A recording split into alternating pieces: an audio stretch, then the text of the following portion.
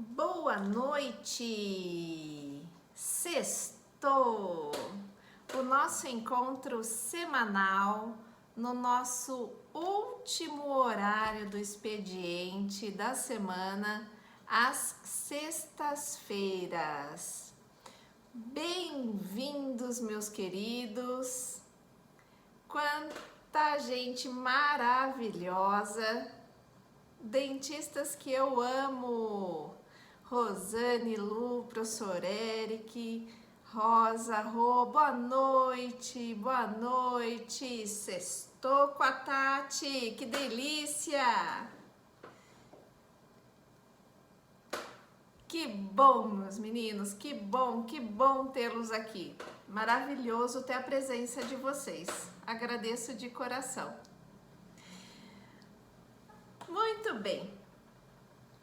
Para quem vai assistir depois e ainda não me conhece, meu nome é Tatiane Marega, sou professora, pesquisadora, sou coordenadora do mestrado em odontologia para pacientes com necessidades especiais da São Leopoldo Mandique em Campinas, que por sinal iniciou essa semana a terceira turma de mestres em odontologia para pacientes com necessidades especiais. Vou aproveitar e mandar um beijo enorme para todo o pessoal, né, da turma 3 que está voltando para casa, e vou mandar um beijo para o pessoal da turma 1 e da turma 2 que estava lá fazendo conexo também.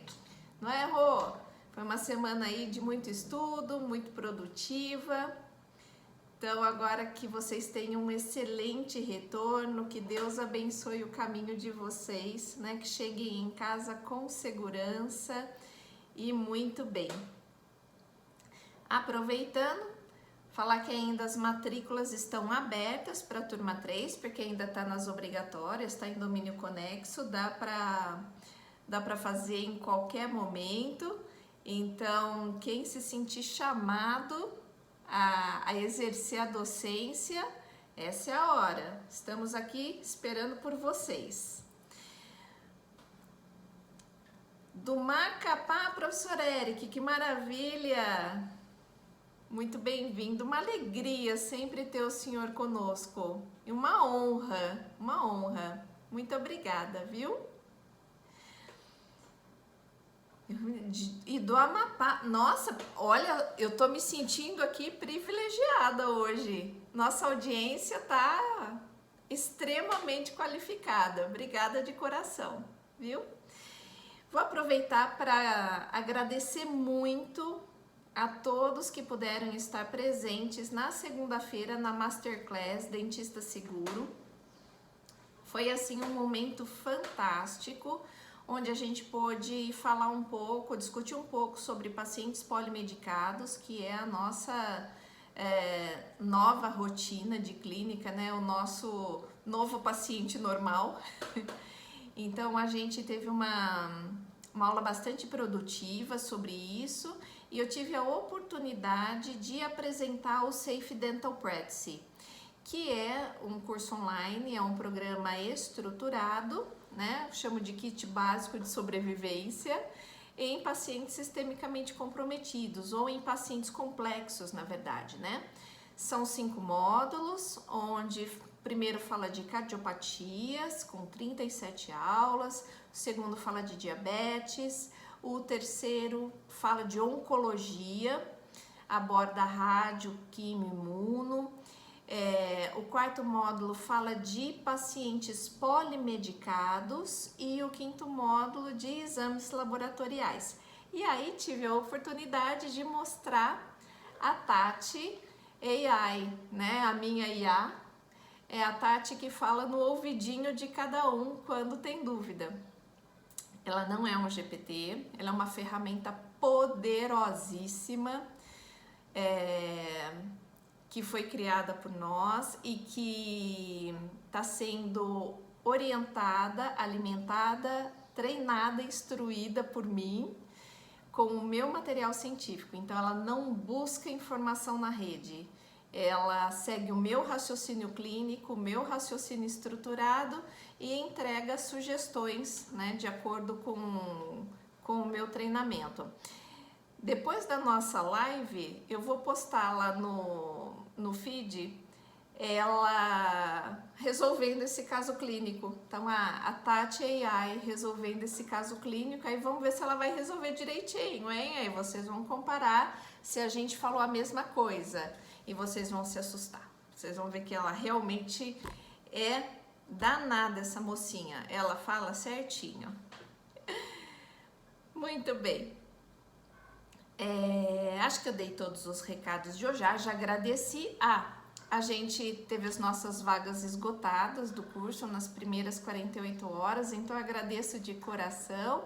E a gente está fazendo uma lista de espera para uma próxima turma. Essa lista de espera, quem quiser, o link está lá na bio, é só deixar cadastradinho, né? Para receber informações quando a gente formar uma nova turma do Safe Dental Practice, ok? Muito bom.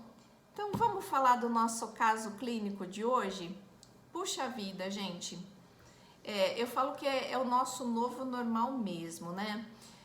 Hoje em dia, quando o paciente não tem nada, né, ele toma Ara2 e escitalopram. Então, o que é Ara2 e escitalopram, né? É a losartana, né, para hipertensão, para controle da hipertensão, e o Lexapro, que é o escitalopram. E aí, quando o paciente fala que só toma esses dois, a gente fala assim, nossa, mas só isso, não tá esquecendo de me falar nada, não tem uma vitamininha aí que a senhora tome, tá esquecendo, um calciozinho, alguma coisa, né? Por quê? Porque o nosso novo ASA1, nosso novo normal, tá cada vez mais polimedicado. A gente tá falando de 20% da população que faz uso de pelo menos 2 medicações.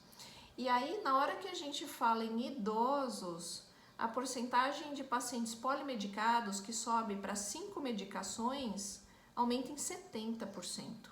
70% dos nossos idosos são polimedicados, tomam mais que 5 medicações diárias.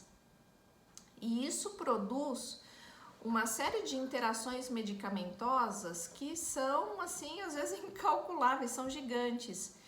Então, é primordial que a gente esteja atento a essas peculiaridades, né, durante a nossa clínica odontológica. E hoje o caso que eu vou trazer para vocês é de uma jovem tinha acabado de completar 30 anos. Acabado de completar 30 anos, né? Eu falo que é uma menina, né, de 30 anos, que ela chegou no consultório e a queixa dela principal era dor de cabeça frequente, principalmente quando ela acordava, sensação de apertamento nos dentes, cansaço na musculatura da face, ela tinha muito desconforto nesta região temporal e ela tinha crise de ansiedade. Então ela relatava que ela tinha frequentemente crises de ansiedade. E aí, perguntando a medicação de uso, né, dela na anamnese, ela levantou que ela estava fazendo uso do Remeron, do Lexapro e do Rivotril. Isso de uso diário, tá? Então, ela estava fazendo 3 medicações. Ó, a gente está falando de uma jovem, né, uma jovem adulta, né, mais jovem, né, de 30 anos, já usando 3 medicações e 3 medicações controladas. E o motivo da consulta odontológica é porque ela queria avaliar se ela podia usar uma placa mio-relaxante para aliviar as dores de cabeça, porque disseram para ela que se ela usasse a placa iria melhorar aquela dor. Então ela veio fazer uma avaliação. Muito bem, paciente jovem, sem comorbidade, né? Não tem diabetes, não tem hipertensão, não é oncológica, né? Mas é uma polimedicada, né? É uma paciente que já toma 3 medicações controladas diárias, então a gente já considera uma paciente complexa. Então nós vamos ter que primeiro interpretar clinicamente essa paciente e olhar para essas medicações. Então, vamos lá? Essa paciente está fazendo uso, então, primeiro, de um antidepressivo noradrenérgico serotoninérgico, que é a mirtazapina, que é o Remeron, tá? Ela está usando também um inibidor seletivo de recaptação de serotonina, um ISRS, que é o escitalopram. O escitalopram hoje está entre as 10 medicações mais prescritas no nosso país, certo? Então, a chance de você pegar um paciente tomando escitalopram é gigantesca no consultório. E por último, ela estava tomando um benzodiazepínico, que era o clonazepam, que é o Rivotril, certo? Então, essa era a nossa combinação. Olhando para essa medicação, o que eu enxergo nessa paciente antes de olhar para a boca dela, antes de fazer o exame clínico ou fazer o exame extraoral, né? De fazer a palpação muscular e tudo mais. É uma paciente que provavelmente ela tem um transtorno depressivo de moderado a grave, certo? Pelas medicações que ela toma, que ela tem ansiedade associada, isso ela me contou também, né? E eu tenho ali na minha cadeira uma possível paciente com uma vulnerabilidade emocional gigantesca, certo? Concordam comigo? O que vocês acham? Meu raciocínio tá certo nessa minha primeira avaliação? Só olhando esse triozinho, o que vocês acham? Sim, não, talvez? O que minha audiência acha disso? Concorda, Lu? Muito bom. Eu também achei que fosse isso. Então, agora vamos falar dessas medicações, né? Correto? Isso, Rô, muito bom. Agora vamos falar das medicações, coisa que a Tati adora, né? Vamos fazer a nossa fundamentação farmacológica dessas 3 medicações. Então, primeiro, o Lexapro, que é o escitalopram, que eu falei para vocês, que hoje está entre as 10 medicações mais prescritas no nosso país. Muito bem. Então, entre os pontos muito interessantes de odontologia, que tem interesse odontológico, a gente sabe que o escitalopram tem associação com a síndrome serotonínica, né? E quando ele é combinado com outros fármacos serotoninérgicos, ele pode também causar xerostomia, né? Então, é uma medicação, ele faz parte de uma classe medicamentosa que realmente provoca xerostomia nos pacientes. E a bula dele traz um alerta super importante para o risco aumentado de sangramento. Por quê? Porque ele interfere ali na antiagregação plaquetária, certo? Então, quando a gente associa, por exemplo, uma medicação como anti-inflamatório não esteroidal, o AINES, junto com esse escitalopram, a gente potencializa essa ação de antiagregação plaquetária. Então, a gente aumenta, inevitavelmente, o tempo de sangramento desse paciente. Quer dizer, esse paciente ele vai sangrar mais. Então, ele pode sangrar mais numa raspagem, né? Ele pode sangrar mais numa exodontia.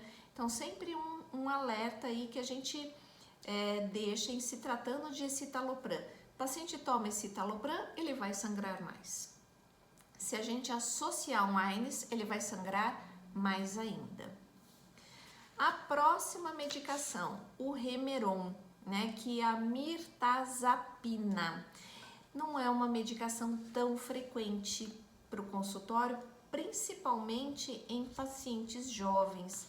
Isso significa que o perfil depressivo dela realmente foi o que me levou a pensar que estava ali de moderado a grave, ok?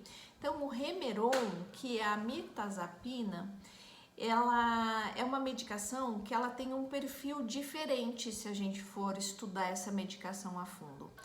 Ela é uma medicação que já frequentemente está associada com aquela sensação de sedação, de sonolência, aquele remédio que o paciente reclama, ai, eu tomo, mas eu fico dopado, tá? Com o olho baixo. ela faz parte disso. Ela também provoca aumento de apetite, ganho de peso, tontura e xerostomia. Então a gente já tem aqui duas medicações que tem como efeito colateral xerostomia. O paciente vai escapar? Não vai escapar. Ele vai ter xerostomia, certo? Então eu tenho dois perfis farmacológicos aqui que tem uma interação, um efeito colateral de xerostomia forte. Então é uma alteração que eu vou esperar ali no meu exame clínico. Concordam comigo? Né? Pesado isso, Jéssica, pesado. Então, a bula também chama atenção, quando você verifica a bula dessa medicação, ela chama atenção para hipotensão ortostática. E isso pra gente que é dentista é super importante, porque a gente deita o paciente, deita bastantão, né? Então, se há um paciente que tem uma possibilidade de hipotensão ortostática, a gente vai tomar cuidado, principalmente com mudanças bruscas de posição. Então, essa informação pra gente é bem importante. E a terceira e última medicação que essa paciente estava tomando é o Rivotril, que é o clonazepam. Aí já é uma medicação mais conhecida da gente, né? E o Rivotril também a gente tem muito paciente que toma, né? Então, ele é um benzodiazepínico de ação ansiolítica, ele é um hipnótico, né? Ele provoca sono também. Então, o paciente pode relatar sonolência, que ele tá mais lento, que ele tá mais tonto. Isso tudo pode acontecer com o Rivotril, né? E ele pode ainda potencializar a depressão do sistema nervoso central quando a gente associa outros depressores, tá? Então, se a gente for pensar aí numa sedação para essa paciente que já usa um benzodiazepínico, a gente tem que ter parcimônia. Uma alternativa excelente, se for um controle de ansiedade leve, é de repente usar a própria medicação do paciente, certo? Que ela não deve estar na dosagem máxima. Se não estiver na dosagem máxima, a gente pode usar a mesma substância que o paciente está utilizando para não ter essas associações. Aí, se for um procedimento mais longo, mais intenso, que vai provocar muita ansiedade, aí se verifica outras possibilidades. Mas o FDA, né, ele alerta muito para o Rivotril, para interação medicamentosa, para você não somar ele opioides, certo? Então, a gente deixa o alerta aí para não somar os opioides ao clonazepam, ao Rivotril, certo? Então, falando dessas medicações, como que eu vou estruturar o meu raciocínio aí de uma forma melhor? Então, quando eu vejo esse trio medicamentoso que a minha paciente tomou, então o Remeron, o Rivotril e o Lexapro, eu vejo que essa paciente é ansiosa, que ela tem uma depressão e uma depressão de moderada a grave, senão ela não ia estar tomando Remeron, ela ia estar tomando só o escitalopram, certo? Ela pode ter sonolência residual por causa do Remeron e a grande queixa dela, né? Ela estava com dor muscular e ela veio buscando a avaliação de uma placa mil relaxante.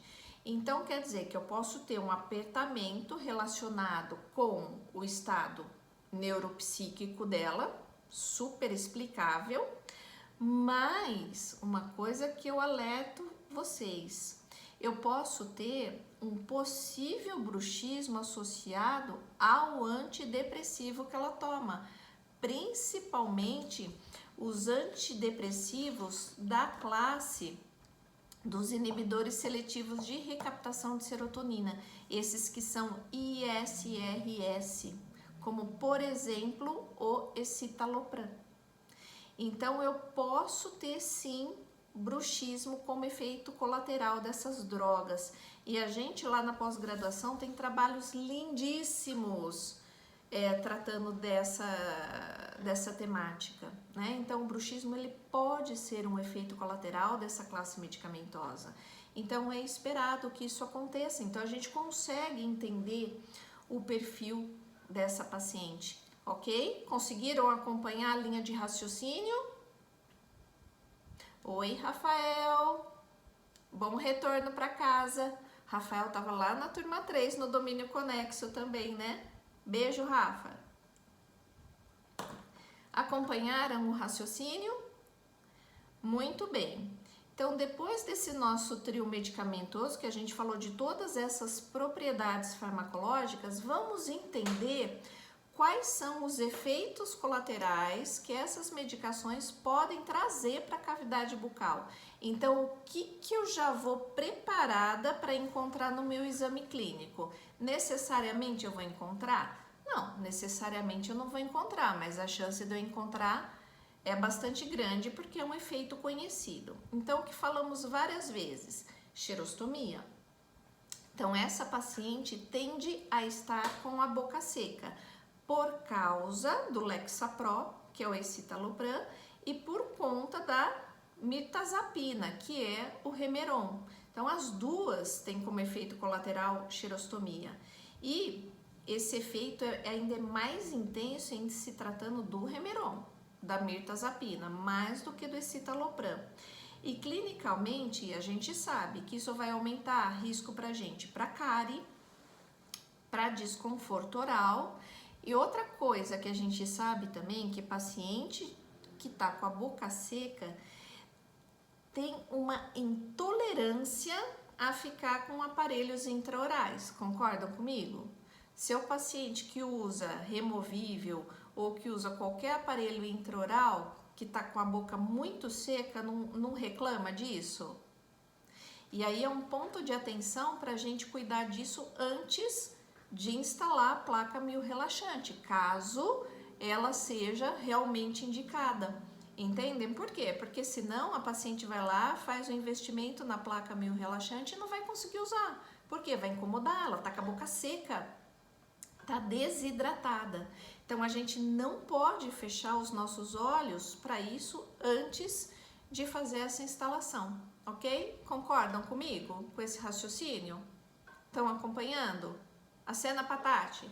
Sim, não, talvez, coração, beijo, essas coisinhas. Dá um oi. Sim, sim, sim, sim. Então vamos guardar essa informação.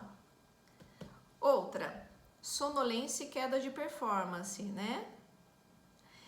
Então a gente viu que o Remeron, ele pode deixar o paciente mais sonolento, mais lento e menos responsivo.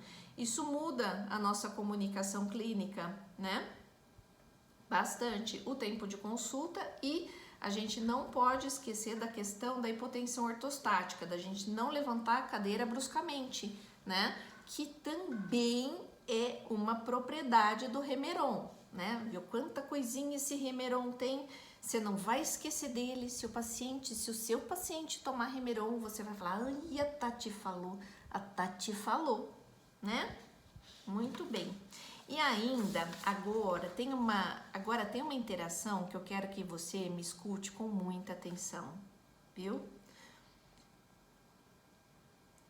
Oi, Jaque, a Jaque é nova seguidora por aqui. Bem-vinda, Jaque. Espero que você goste muito do nosso conteúdo e continue por aqui. Muito bem-vinda.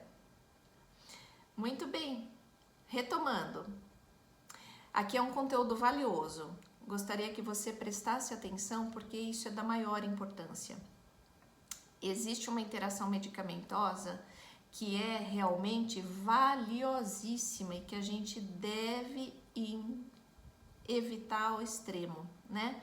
Que é a associação com o tramadol, certo? Tramal deve ser evitado nesse contexto com todas as suas forças e formas. Por quê? Né? A gente tem um risco altíssimo do que a gente chama de síndrome serotoninérgica, certo? O que é isso? É você dar uma overdose de serotonina ali no seu sistema nervoso central. Então, ele fica com uma dose muito alta. E aí, o que o paciente pode começar a sentir? Agitação, inquietude, ele pode ter sudorese intensa, confusão mental e até convulsionar. Se a gente prescrever um tramadol para esse paciente utilizando essas medicações, certo? Então, a gente tem que ter muito cuidado e realmente evitar essa prescrição para a segurança do paciente e para nossa segurança também. A gente não quer mandar esse paciente para o hospital. Então, a gente tem que tomar bastante cuidado. E tenho que deixar um alerta também, e que a gente sabe disso como cirurgião dentista, que oclusão não explica tudo, né? Então, por exemplo, num paciente com esse perfil que eu acabei de descrever para vocês, nem toda cefaleia é problema de mordida, né? Não significa que ele está com a mordida errada ou com a mordida desencaixada. A gente pode ter ali um componente muscular, emocional, né? De sono, medicamentoso, multifatorial. Então, assim, a gente tem um universo gigante. Isso vai elevar demais o nosso raciocínio clínico. Entende? Tudo que a gente pensou antes de olhar a boca da nossa paciente por conta de 3 medicações, mas 3 medicações de classes muito importantes e que a gente não pode deixar de olhar para elas, ok? Muito bem, agora vamos para o caso clínico, né? Dessa nossa paciente, eu fiz todo o briefing medicamentoso para vocês, né? Então, para a gente ir fechando esse caso, a gente viu que nossos principais riscos: depressão do sistema nervoso central, porque a gente tem efeito somatório, tá? Então, a gente tem somatório de 2 antidepressivos. A gente tem o Remeron e o Lexapro. Então, a gente vai ter como conduta, preferencialmente, um atendimento em períodos, né, mais curtos, né? E de maior, em momentos que o paciente está mais alerta, principalmente para a gente manter uma conversação melhor e evitar uma sedação adicional, porque ele já toma Rivotril também. A gente não pode esquecer, e esse é o nosso ponto crítico, que a gente não pode prescrever, não deve, tem que evitar prescrever tramadol para esse paciente, senão a gente pode causar agitação, tremor, taquicardia, né? Então, para esse paciente, dipirona e paracetamol ali é a melhor opção. Aí daqui a pouco vocês vão me perguntar: Tati, mas não pode prescrever Toragesic? Não, ele dá a mesma interação que os AINES, tá? Então vai acontecer a mesma coisa, e eu ia falar de AINES agora, né?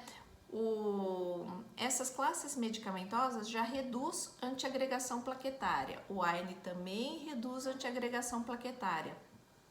O Toragesic, ele vai funcionar da mesma forma, né? Se você der um ibuprofeno, se você der um diclofenaco, também aumenta o risco hemorrágico desse paciente. Então, toda vez que você tiver que prescrever, prescreva menor dose eficaz pelo menor tempo possível, certo? Se for primordial, se for essencial, se não der para evitar. Se não, a alternativa mais segura é o analgésico simples, tá? Corticoide, prescrevo corticoide? Corticoide, ele é menos nocivo que o anti-inflamatório, Lucimara. É uma boa alternativa, mas sempre pensar na dose única, certo? Sempre pensar na dose única. Ou no menor tempo possível também, não estender por muitos dias, né? Menor dose eficaz. E em se tratando dos benzodiazepínicos, né, a gente evitar as associações sem critério ali para esse paciente, né? Então, para nossa conduta, a gente viu que a posição da cadeira é importante, a gente vai evitar movimento brusco, sessões curtas, no período que o paciente estiver mais alerta, isso a gente vai pesquisar ali na nossa anamnese. Um assunto que gera muita dúvida em se tratando de uso de antidepressivos é a escolha do anestésico local, né? Essa é uma pergunta que eu recebo com muita frequência. Tati, mas eu posso usar qualquer anestésico local? Essas duas medicações, esses dois antidepressivos, eles não contraindicam nem o uso de vasoconstritor e não contraindicam o uso de epinefrina. Então, aqui você pode estar trabalhando com o seu adrenérgico de confiança ou com a prilocaína com felipressina, sem problema. Você não precisa trabalhar com anestésico sem vaso e nem precisa abolir o vasoconstritor adrenérgico, tá? Então, esses dois não fazem interação. A gente só tem que tomar cuidado se esse paciente tiver algum envolvimento cardiovascular, que não era o caso desta paciente, certo? De 30 anos, que não tinha nenhum envolvimento cardiovascular e nem de diabetes, certo? Agora, se você tiver um paciente que, além dessas medicações, tem essa comorbidade, uma dessas comorbidades associadas, aí a gente entra nos cuidados dos cardíacos ou dos diabéticos. Aí, dependendo da cardiopatia, a gente vai ter que tomar cuidado com anestésico adrenérgico, certo? E dependendo da hemoglicada do seu paciente diabético, também a gente vai ter que tomar cuidado com anestésico adrenérgico, ok? No caso, de novo, nessa paciente de 30 anos, ela não tinha nenhuma comorbidade associada. Então, aqui a epinefrina poderia ser utilizada.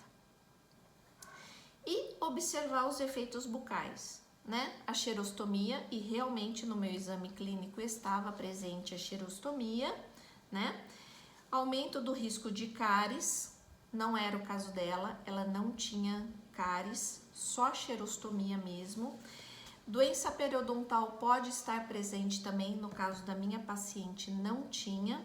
E eu poderia ter um relato de ardência bucal, ela também não tinha, mas eu poderia encontrar, certo? Então, poderia encontrar xerostomia, isso tinha, cárie, ela não tinha, doença periodontal eu poderia encontrar, ela também não tinha, e ardência oral, ela também não tinha, mas tudo isso poderia estar presente ali na minha paciente. Caso estivesse, né, aplicação de flúor, orientação intensiva de higiene, né, sempre é indicado. A Isa tá me perguntando se ela pode usar lido. Sim, Isa, lembra que a Tati falou agora? O adrenérgico, ok. A lidocaína é com epinefrina, né, que é a adrenalina, é um adrenérgico. Então, você poderia utilizar sim. Para essa paciente não tinha restrição, porque ela não tinha nenhuma cardiopatia, nem diabetes, tá? Então, ó, vamos lembrar, lidocaína é com adrenalina, mepivacaína é com adrenalina, articaína é com adrenalina. Então, para essa paciente estaria ok, tá? A gente só teria a restrição de poder só usar a prilocaína se tivesse uma cardiopatia que indicasse essa indicação, que feio, né? Que indicassem essa recomendação, tá bem? Ok, Isa? Muito bom. Então, aqui, verifiquei que realmente minha paciente tinha xerostomia. Então, eu preciso cuidar dessa xerostomia. Fiz o exame, a placa iria ajudá-la? Sim, iria. Ia fazer a proteção dentária, já estava com desgaste, já era um desgaste visual, hein? Então, quer dizer, já fazia uns 2 anos que ela devia estar com esse processo. Então, ia ajudar a reduzir sobrecarga, é um recurso conservador em se tratando de pacientes, né, que tem bruxismo ou dor muscular. Então, ia ter uma abordagem legal. Achei que seria bem indicado, ok. Mas eu preciso cuidar dessa xerostomia antes. Como que eu cuido dessa xerostomia? A Lucimara colocou aqui, né? Um creme dental para aliviar o desconforto com a xerostomia, uma umectação oral, né? Então, entrar com o BioExtra, ou com o KinCare, ou com o Oral Care, qualquer o Kin Hidrate, né? Qualquer umectação ali que você utilize, pode utilizar até 3 vezes ao dia, controla isso e aí você instala a sua placa mil relaxante para que a paciente consiga utilizar. Senão ela vai ficar com a boca ressecada, aquilo vai incomodar. Aí a ardência que ela não tem, ela vai começar a ter. E aí isso vai gerar uma bola de neve e ela vai deixar a plaquinha na caixinha. E não vai aproveitar os benefícios daquele investimento que ela fez. Agora, o que a gente tem que deixar muito acordado com o paciente? O que a placa não faz?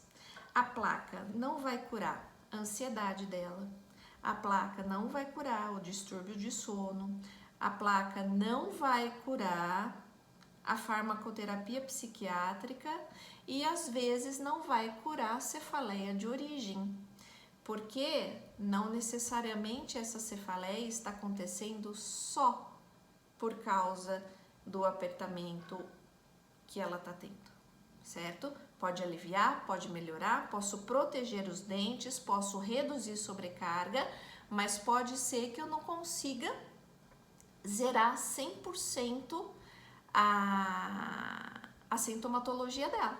Concordam comigo que isso tem que ser bem acordado com o paciente? Porque senão ele pode falar assim, não, mas olha, eu instalei a placa, fiz tudo que o senhor mandou, que a senhora mandou e ainda eu tô com dor. Então é muito importante que a gente entenda o perfil medicamentoso que o paciente está tomando, né, que ele está utilizando, para a gente traçar as estratégias e esclarecer sobre a nossa alternativa de atendimento, né? Então, vocês viram que é um caso simples, uma paciente jovem tomando só 3 medicações, mas olha o tamanho do universo e da dimensão e do raciocínio que isso toma na hora que a gente vai realmente pesquisar a fundo esse caso, não é? Então, é super importante a gente realmente orientar de forma detalhada, tá? Vamos ver, a Isa colocou mais uma dúvida. Falamos de xerostomia, existe algo que possamos fazer para pacientes com cialorreia? Isa, isso é um tema tão polêmico, porque você sabe que o diagnóstico da cialorreia é dificílimo, porque às vezes a gente não está falando de uma cialorreia, a gente às vezes pode estar lidando com uma dificuldade de deglutição da própria saliva, como por exemplo nos pacientes com paralisia cerebral. Então às vezes a gente acha, o paciente com paralisia cerebral tem cialorreia. Não, ele não tem aptidão suficiente, força muscular para engolir a própria saliva e mais uma postura de falta de vedação labial, tá?